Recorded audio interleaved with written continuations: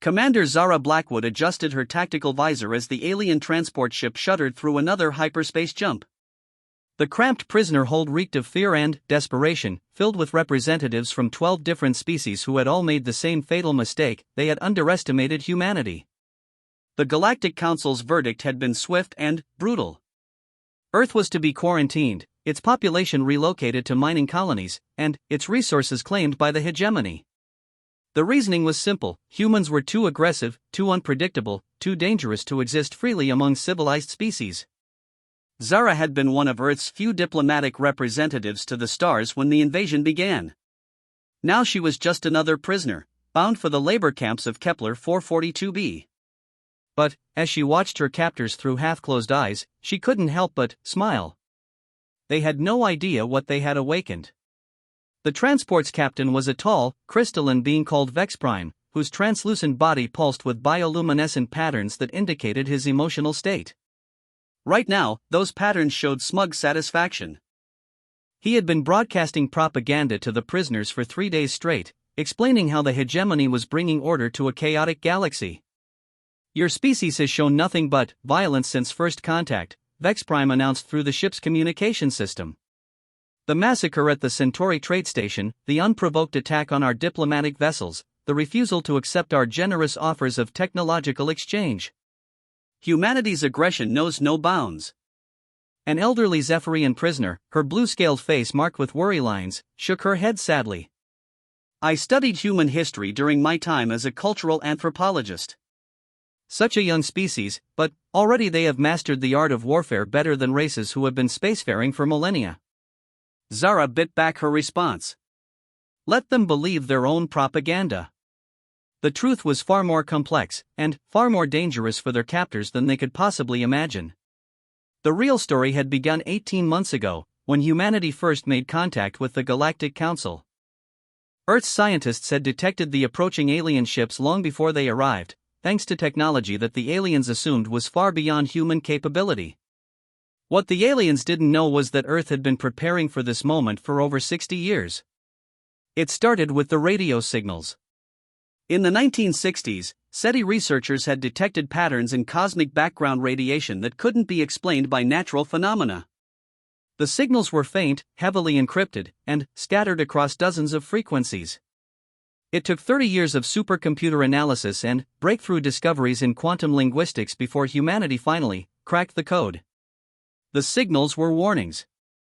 An ancient civilization, dead for millions of years, had embedded a message in the quantum foam of spacetime itself. The message was simple but terrifying: beware the hegemony. Preserve freedom. Trust none who demand submission.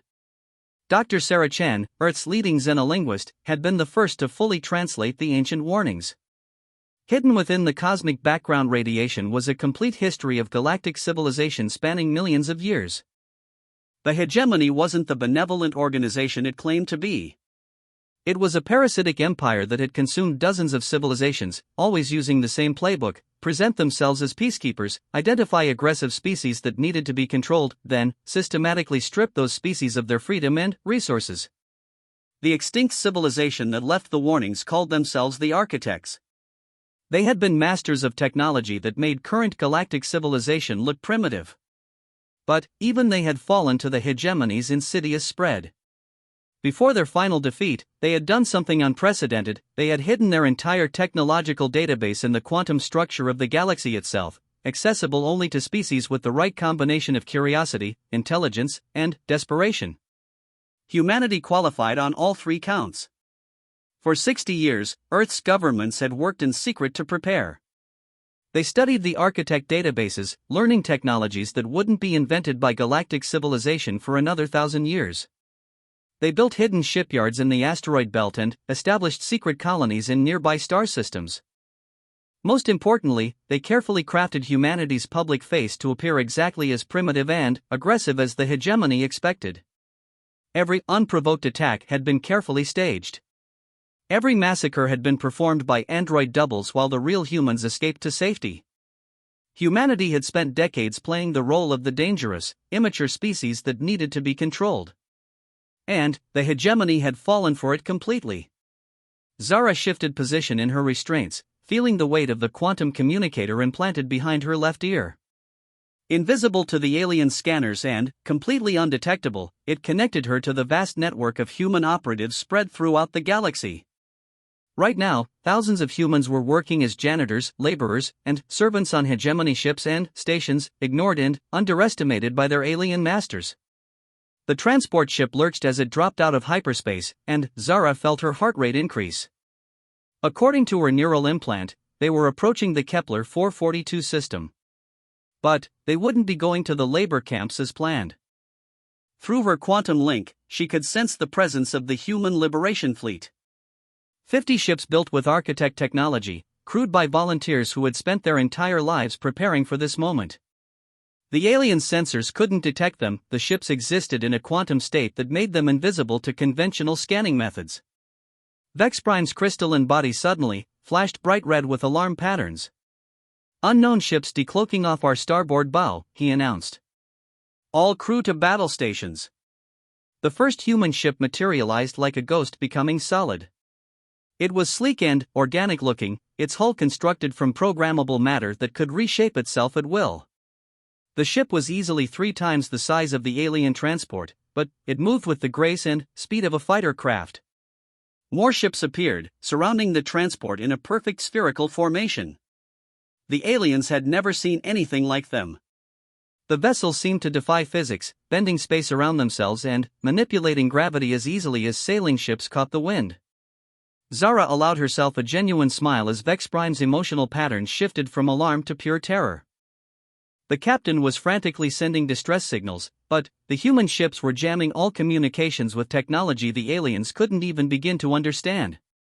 "This is Admiral Chun of the Human Liberation Fleet," came a calm voice over the transport's communication system. Sarah Chen's daughter had followed in her mother's footsteps, becoming one of Earth's most brilliant military strategists.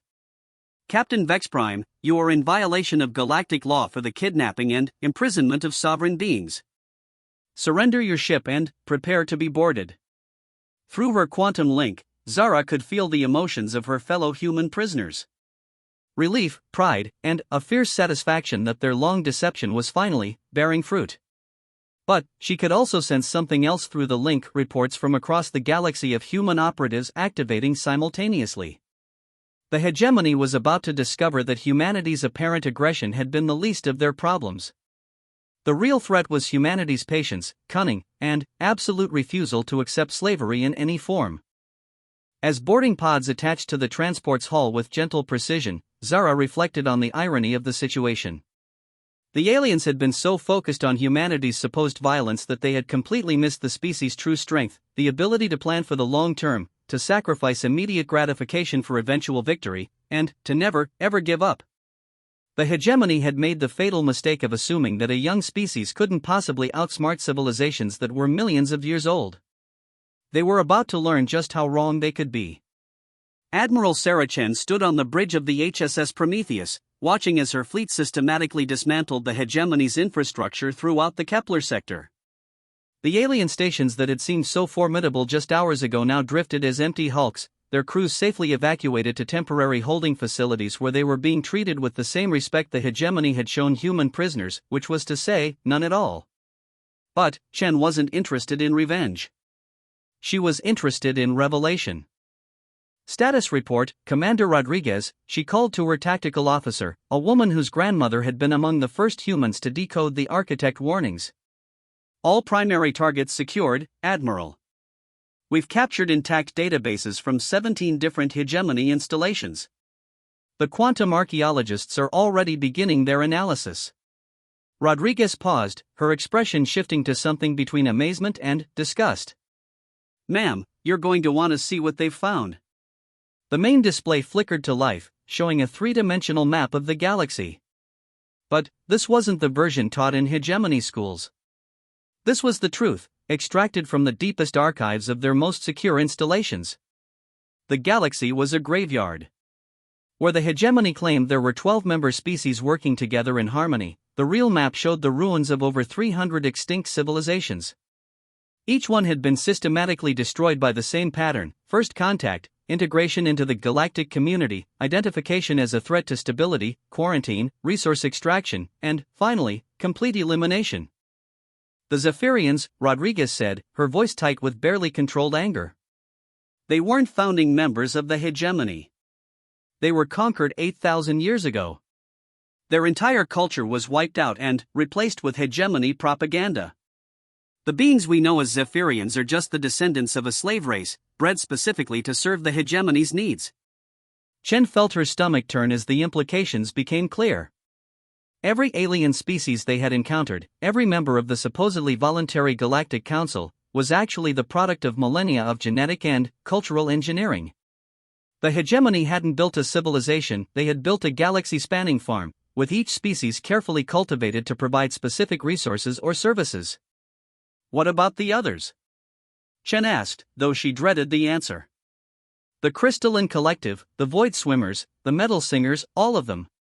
Enslaved, modified, and indoctrinated so thoroughly that they don't even remember their original nature.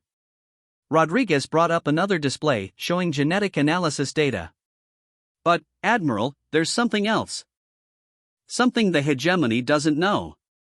The display shifted to show DNA sequences from various alien species, but Chen didn't need to be a geneticist to see the pattern. Hidden within the genetic modifications, buried so deep that the hegemony's scientists had never detected it, were markers that could only have come from one source. The architects, Chen whispered. They didn't just hide their technology in the quantum foam. They had backup copies of every enslaved species' original genetic code. It was an act of defiance that spanned millions of years. The architects had known they were going to lose, but they had made sure their defeat wouldn't be permanent. Given the right knowledge and technology, every species enslaved by the hegemony could be restored to their original form. The quantum communicator in Chen's brain chimed with an incoming priority message. It was from Earth, transmitted through a network of quantum entangled particles that made instantaneous communication possible across any distance. The message was brief but earth-shattering. Archaeological team on Luna has made contact with active architect facility. Requesting immediate consultation.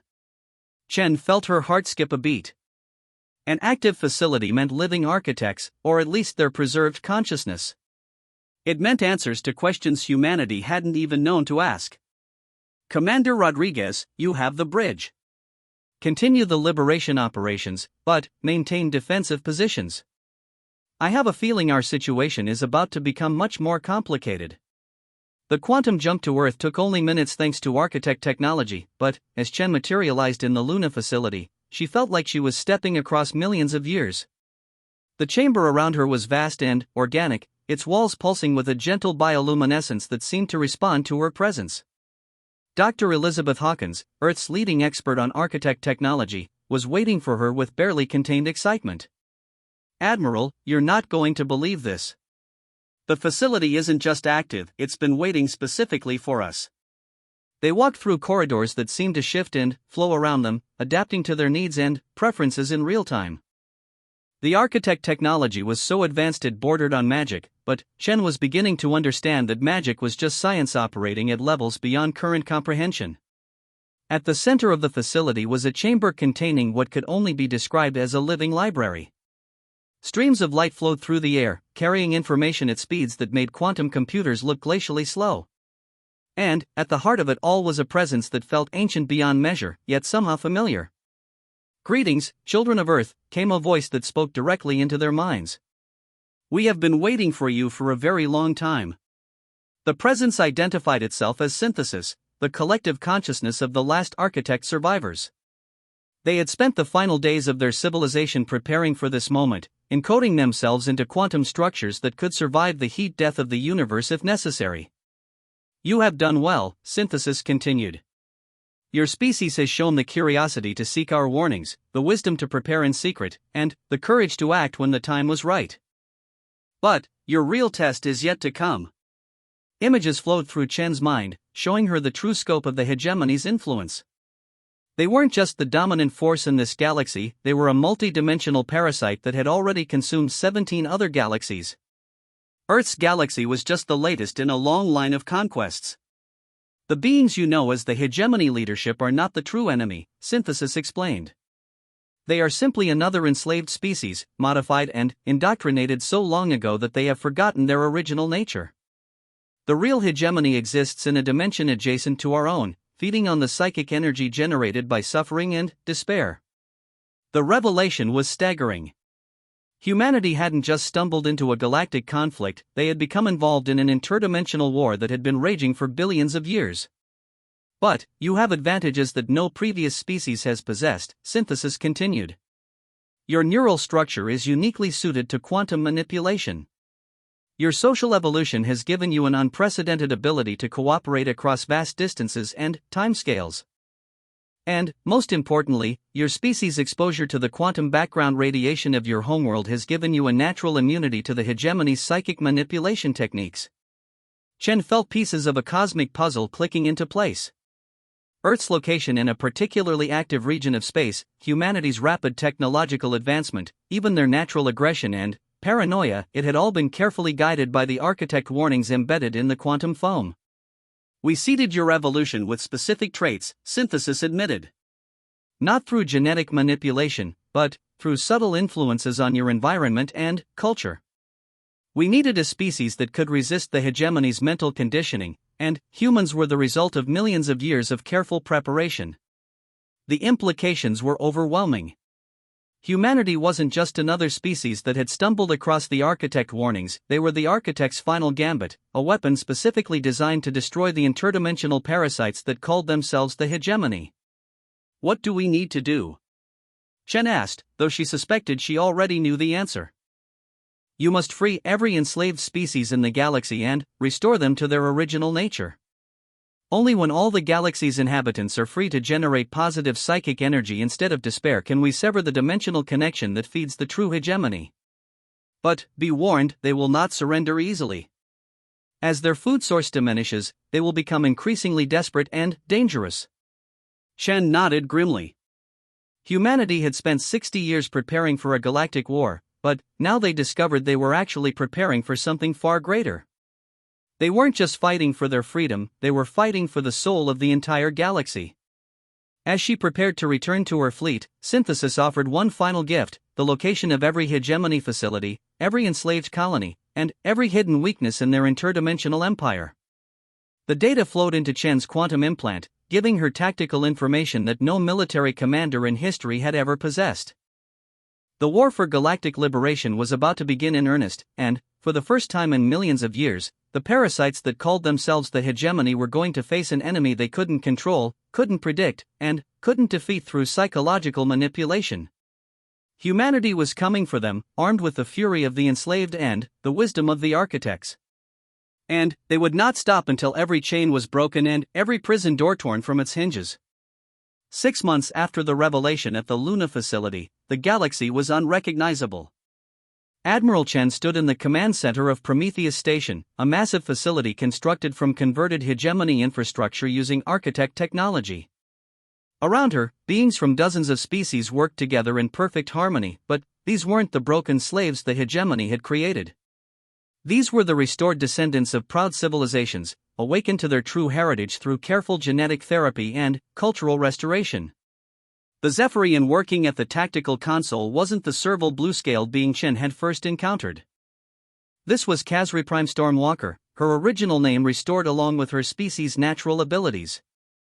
The real Zephyrians were masters of energy manipulation, capable of controlling electromagnetic fields with their minds. For 8,000 years, the hegemony had suppressed these abilities, turning a race of natural warriors into docile servants. Admiral, Kaz called, her voice carrying harmonics that made the air itself vibrate with power. We're receiving confirmation from the Andromeda Liberation Fleet. The interdimensional anchor points in Galaxy M31 have been successfully destroyed. The parasites are losing their grip on another galaxy. Chen felt a surge of pride and satisfaction. The war had spread far beyond their home galaxy as more species awakened to their true nature. The hegemony's interdimensional masters were discovering that their carefully constructed empire was collapsing faster than they could respond. But the victory hadn't come without cost. Displayed on the memorial wall behind her were the names of 12 million beings who had died in the liberation campaigns. The parasites didn't surrender easily, and, as their food sources diminished, they had become increasingly desperate and violent. Status report on the Milky Way core? Chen requested. Commander Torres Brightwing, a restored metal singer whose people could manipulate matter at the atomic level, consulted his organic computer interface. The final hegemony stronghold is completely surrounded. All dimensional gateways have been severed except for the primary anchor. General Thompson is requesting permission to begin the final assault. Chen nodded, but felt a familiar knot of tension in her stomach. The hegemony's last stronghold wasn't just any facility, it was the original dimensional gateway that had first allowed the parasites to enter their reality millions of years ago.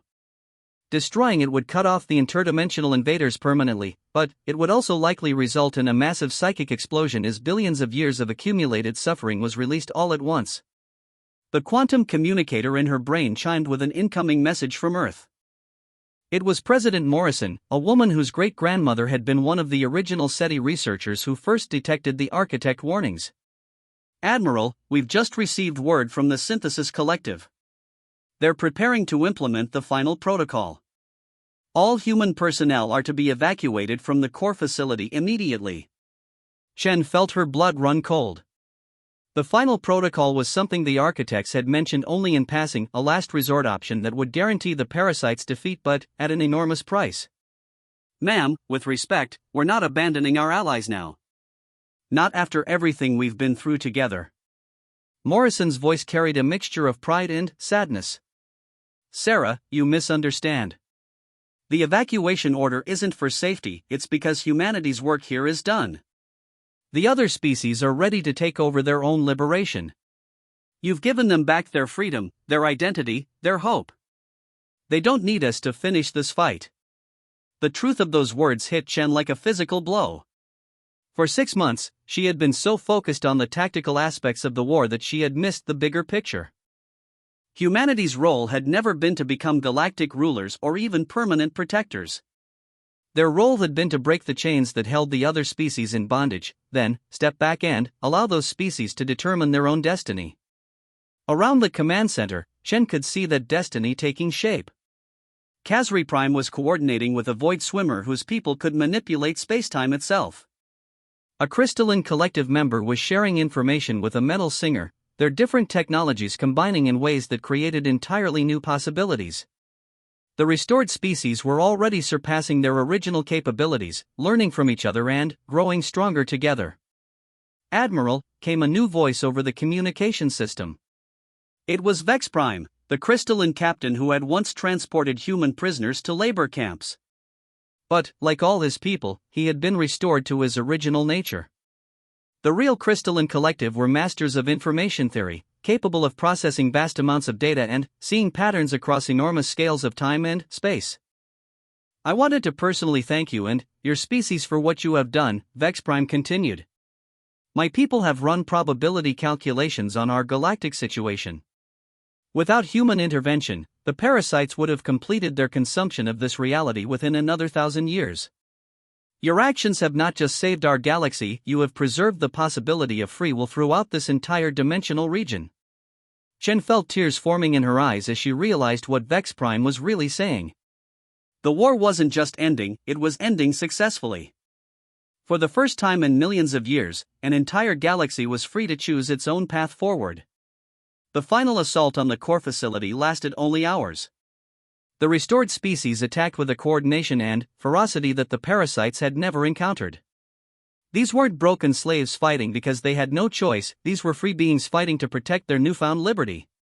When the dimensional gateway finally collapsed, the psychic explosion was felt throughout the galaxy. But, instead of the wave of death and destruction everyone had feared, the release of suppressed suffering transformed into something beautiful. Across millions of worlds, beings who had spent their entire lives in quiet desperation suddenly felt genuine happiness for the first time. The parasites themselves, the interdimensional entities that had fed on suffering for so long, simply ceased to exist. Without their food source, they faded away like shadows when the lights come on. In the aftermath, as Chen prepared to return to Earth with the rest of the human fleet, she was approached by representatives from every restored species. They had formed a new galactic council, but this one was built on principles of voluntary cooperation and mutual respect rather than forced submission. We want to offer humanity permanent membership in our alliance, HFY Prime explained. Your species has proven that freedom is more valuable than power, and wisdom more important than dominance. We would be honored to have you as our partners. Chen smiled, but shook her head gently. That's very generous, but humanity needs time to figure out its own path. We've spent 60 years focused entirely on preparing for this war. Now we need to discover who we are when we're not fighting for survival. The alien representatives seemed disappointed but understanding. They had learned that true freedom meant respecting others' choices, even when those choices were difficult to accept. As the human fleet prepared to depart, Synthesis spoke to Chen one final time through the quantum communication network. You have exceeded our greatest hopes, the Architect Collective said. We designed your species to be warriors against oppression, but you have become something greater. You have become teachers of freedom itself. Chen felt a profound sense of completion as she looked back at the galaxy they were leaving behind. Hundreds of species were already working together to repair the damage caused by millions of years of parasitic exploitation. They were building new civilizations based on cooperation rather than domination, creating art that celebrated diversity rather than enforcing conformity, and developing technologies that enhanced life rather than controlling it. But, perhaps most importantly, they were doing it themselves. Humanity had given them the tools and the opportunity, but the real work of building a free society was something each species had to accomplish on its own. The journey back to Earth gave Chen time to contemplate humanity's future. They had achieved something unprecedented in galactic history. They had won a war and, then, voluntarily given up the power that victory had brought them. But, as she looked at her crew, she realized that this decision hadn't diminished them. If anything, it had revealed the true strength of the human spirit. Humanity's greatest weapon hadn't been their technology or their strategic brilliance. It had been their absolute refusal to become the very thing they were fighting against. They had remained true to their principles even when it would have been easier and more profitable to abandon them. As Earth came into view, Chen felt a sense of homecoming unlike anything she had ever experienced. Humanity was returning to their birthworld not as conquerors or rulers, but as a species that had fulfilled its cosmic purpose and was ready to begin writing the next chapter of its story. The warnings from the past had been heeded. The hidden truth of Earth had emerged. And, for the first time in human history, the future belonged entirely to them. In the quantum foam of spacetime, new messages were already being embedded, not warnings this time, but invitations. Humanity was offering to share their hard-won knowledge with any species that might face similar challenges in the future. They were becoming the architects of freedom for the next cosmic age. The galaxy was free, and humanity had finally come home.